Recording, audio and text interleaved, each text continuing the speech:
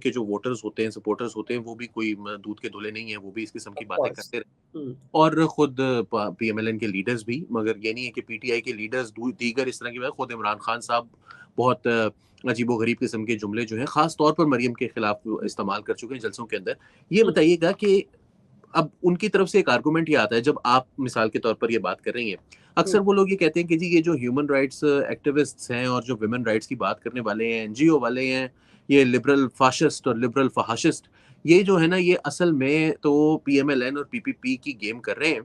और ये जब सनम जावेद के बारे में कोई बात होती है और तैयबा राजा, ज़िया राजा के बारे में कोई बात होती है, तो उसके बारे में तो ये लोग जो है वो खामोश रहते हैं। और हमारी जो ख़वातीन हैं, और आपको पता है उनका तो एक ये मानना है कि बेहिसाब के जो है वो पाकिस्तान के अंदर रेप्स हो गए हैं। ऑल्दो एचआरसीपी जो है वो इस बात को वेरीफ़ाई नहीं करता, लेकिन उसके बावजूद वो कहते हैं कि आप खामोश रहते हैं वहाँ पर, और यहाँ पर आप जो है वो मरियम की हिमायत में फ़ौरन आगे आ जाते हैं। आप इसको किस हद तक इस चार्ज को वैलिड समझती हैं? आई थिंक मैं तो इसको चार्ज समझती नहीं हूँ। देखिए जो पीटीआई और पीटीआई के जो लोग हैं, एक तो मैं पीटीआई को कोई औरत दोस्त पार्टी नहीं समझती हूँ। जिस तरह से मैं ये नहीं समझती हूँ कि पीएमएलएन कोई औरत दोस्त पार्टी है, उसी तरह से पीटीआई भी औरत दोस्त पार्टी नहीं है। ये ज़रूर हुआ है कि पीएमएलएन के अंदर एक खातून और उनकी वजह से और बहुत सी खवातीन को एक सेंट्रल पोजीशन डिसीजन मेकिंग में मिली है, तो इसलिए ये एक वॉच करने की चीज़ है। ये एक हमें एक खास तरह का ढारस बंधा रही है हमारी।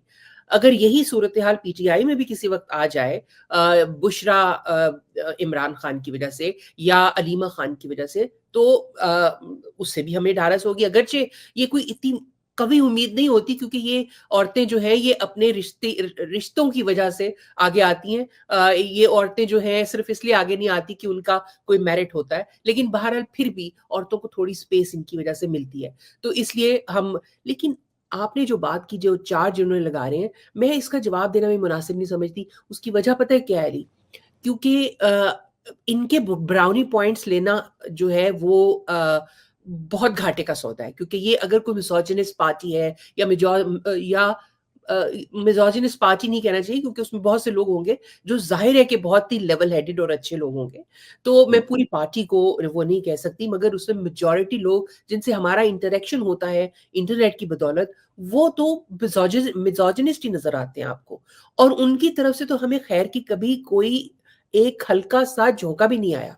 जब से ये पार्टी जो है वो बनी है, और जब से ये इनको इतनी 2011 से खासतौर पे इनको जरा ज्यादा थोड़ी सी पजीराई मिली है अवामी सतह पर, तो वो उस पजीराई मिलने का एक पूरा नाटक सा रचाया गया है।